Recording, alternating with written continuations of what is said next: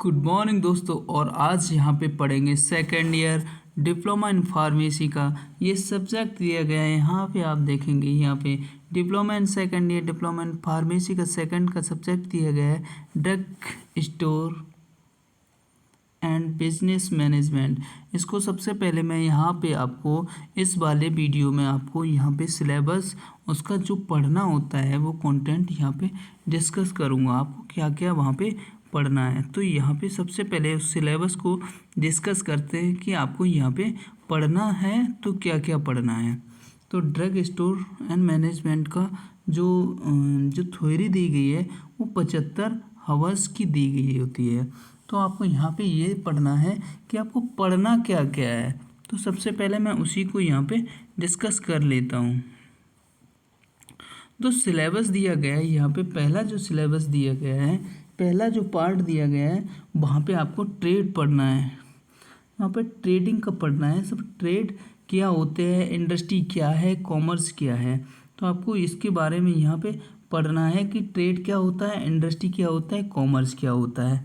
तो यहाँ पे function of the sub divisions, commerce में फंक्शन सब डिवीज़न के क्या होते हैं वो पढ़ना है। Introduction of the element economic ये पढ़ना होता है। मैनेजमेंट आप किस तरह से करते हैं उसको पढ़ना होता है। और form of the business organisation ये भी आपको यहाँ पे पढ़ना पड़ेगा। और चैनल ऑफ डिस्ट्रीब्यूशन आप किस तरह से यहाँ पे आप ये समझेंगे कि किस तरह से उस दवाओं को रखा गया है चैनल ऑफ डिस्ट्रीब्यूशन में। जैसे होलसेल होता है, फिर रिटेलर होता है, फिर कंज्यूमर होता है, उसको किस तरह से रखा गया है वो यहाँ पे डिस्कस करेंगे।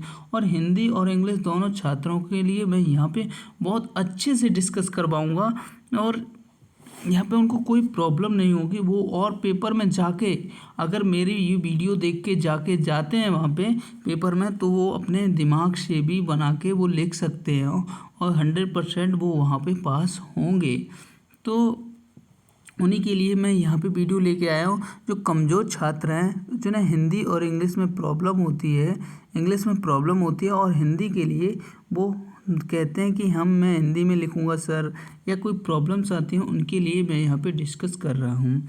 तो आपको होलसेल पढ़ना पड़ेगा, आपको रिटेलर पढ़ना पड़ेगा, channel of distribution pharmaceutics drug को पढ़ना पड़ेगा। फिर ड्रग हाउस मैनेजमेंट, ये आपको ड्रग हाउस मैनेजमेंट में आपको क्या पढ़ना पड़ेगा, सिलेक्शन ऑफ द सीट्स पढ़ना पड़ेगा, साइट्स पढ़ना पड़ेगा, स्पेस ऑफ द लेआउट, उसके लेआउट कैसे होते हैं। जैसे फार्मेसी में लेआउट अलग अलग टाइप के होते हैं, लीगल और रिक्वायरमेंट होती है, इलीगल रिक्वायरमेंट को नहीं पढ़ना है, लीगल रिक्वायरमेंट पढ़ना है। Important of the object and purchasing ये भी आपको पढ़ना है। सिलेक्शन ऑफ द सप्लायर ये आपको पढ़ना है। यहाँ पे क्रिएट इन्फॉर्मेशन आपको ये भी पढ़ना है। टेंडर्स पढ़ना है आपको, यहाँ पे टेंडर्स भी पढ़ना है और टेंडर भी पढ़ेंगे यहाँ पे, ठीक है, टेंडर भी आप पढ़ेंगे यहाँ पे। और कॉन्ट्रैक्ट पढ़ेंगे, प्राइस ऑफ द डेनोमिनेशन पढ़ेंगे, कोडिफिकेशन पढ़ेंगे, handling of the drug store hospital supplied पढ़ेंगे। फिर इन्वेंट्री,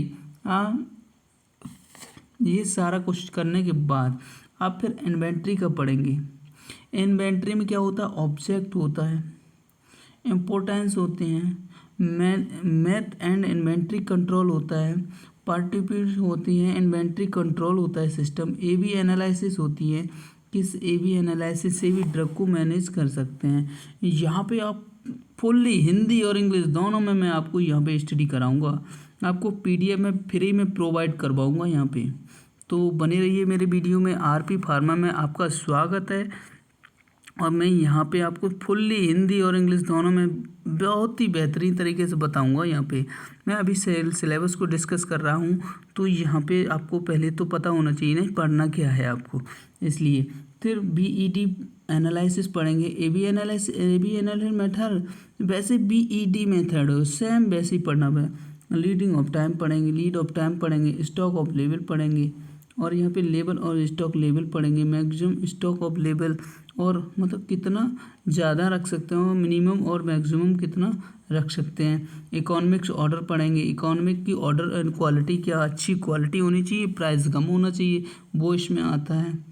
शार्प एंड सरप्लस होता है, डिस्पोजल, ये भी आपको उसी में पढ़ना पड़ेगा। तो सेल्स एंड प्रमोशन में आप सेल्स को प्रमोशन मतलब प्रमोट किस तरह से करते हैं, अपनी दवाइयों को कैसे बढ़ा सकते हैं, सेल्स को, सेल्स और प्रमोशन वही होता है।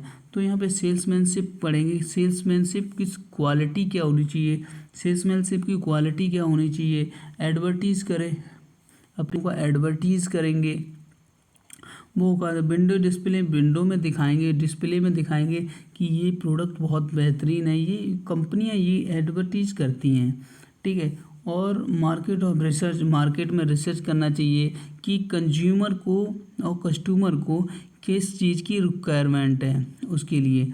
तो यहाँ पे आप पढ़ेंगे रिक्वायरमेंट, ट्रेनिंग, एवेल्यूएशन और कंप्रीहेंशन। अब यहाँ पे इतना पढ़ेंगे, फिर रिक्वायरमेंट पढ़ेंगे, क्या रिक्वायरमेंट है कस्टमर की, ट्रेनिंग फिर प्रोवाइड कराई जाएगी, ट्रेनिंग किस तरह से वहाँ पे दवा को सेल किया जाए, फिर एवेल्यूएशन, वैल्यू की मांग आती है कि कितने प्राइस रखा जाए, और कंप्रीहेंसिव वो भी आप इसमें पढ़ेंगे। फिर फाइनेंस का भी थोड़ा बहुत यहाँ पे पढ़ाया जाएगा, जो थोड़ा चैप्टर दिया गया है जो फाइनेंस के बारे में यहाँ पे पढ़ना पड़ेगा। Function of the bank, bank का फंक्शन पढ़ना पड़ेगा। फंक्शन ऑफ द प्लानिंग, यहाँ पे फंक्शन ऑफ प्लानिंग के बारे में पढ़ेगा आपको। और फाइनेंशियल मैनेजमेंट के बारे में पढ़ेगा। सोर्स ऑफ फाइनेंस, सोर्स किस तरह से फाइनेंस अकाउंट, ठीक है। और यहाँ पे दूसरा जो पार्ट होगा वो सिर्फ अकाउंटिंग के बारे में आपको यहाँ पे डिस्कस करना पड़ेगा। बहुत इजी सब्जेक्ट है, यहाँ पे आप बिना ज़्यादा मेहनत अफोर्ड किए आप पास हो सकते हैं। तो ये अकाउंटिंग का भी सेकंड पार्ट है, यहाँ पे अकाउंटिंग का सेकंड पार्ट है, यहाँ पे वो आपको पढ़ना पड़ेगा, ठीक है। ये अकाउंटिंग का सेकंड पार्ट है, ये अभी आप पढ़ लेना, कोई दिक्कत नहीं है। मैं यहाँ पे बहुत इजी तरीके से यहाँ पे समझाऊंगा, ठीक है। इंट्रोडक्शन पढ़ेंगे, इसमें अकाउंटिंग का इंट्रोडक्शन क्या होता है, कॉन्सेप्ट क्या होता है, कन्वर्जन क्या होता है, ई बुक क्या होती है, जो ई बुक होती है डबल एंट्री बुक, उसको पढ़ाऊँगा मैं यहाँ पे। डिफरेंट टाइप ऑफ अकाउंट, किस टाइप के अकाउंट होते हैं वो यहाँ पे डिस्कस करवा दूँगा। कैश बुक क्या होती है वो भी यहाँ पे बहुत ईजी से बताऊँगा, वो कॉन्सेप्ट आपके अंदर छप जाए दिमाग में, इस तरह से बताऊँगा। जर्नल लीगल, जर्नल लेजर क्या होता है, ट्रायल बैलेंस क्या होता है। अगर आपने टैली पढ़ी होगी तो ये आपके लिए बहुत ईजी पानी की तरह हो जाएगा आप, ठीक है। जर्नल लेजर क्या है, लेज़र क्या है, फिर ट्रायल बैलेंस क्या है, वो आप कैसे यूज कर सकते हो देख सकते हैं। ये आपको मैं यहाँ पे इस वीडियो में आपको बता रहा हूँ। और यहाँ पे आपको फाइनेंशियल स्टेटमेंट, जो ट्रेड अकाउंट होता है, प्रॉफिट लॉस, ये अकाउंट आपको यहाँ पे पढ़ना है ना। ट्रेड अकाउंट होता है, प्रॉफिट लॉस अकाउंट होता है, बैलेंस शीट कैसे चेक की जाती है, उसके बारे में बहुत डिटेल में हिंदी और इंग्लिश दोनों में फर्राटेदार पढ़ाऊँगा मैं यहाँ पे। Analysis of the financial statement of the ratio of the analysis के बारे में पढ़ाऊँगा।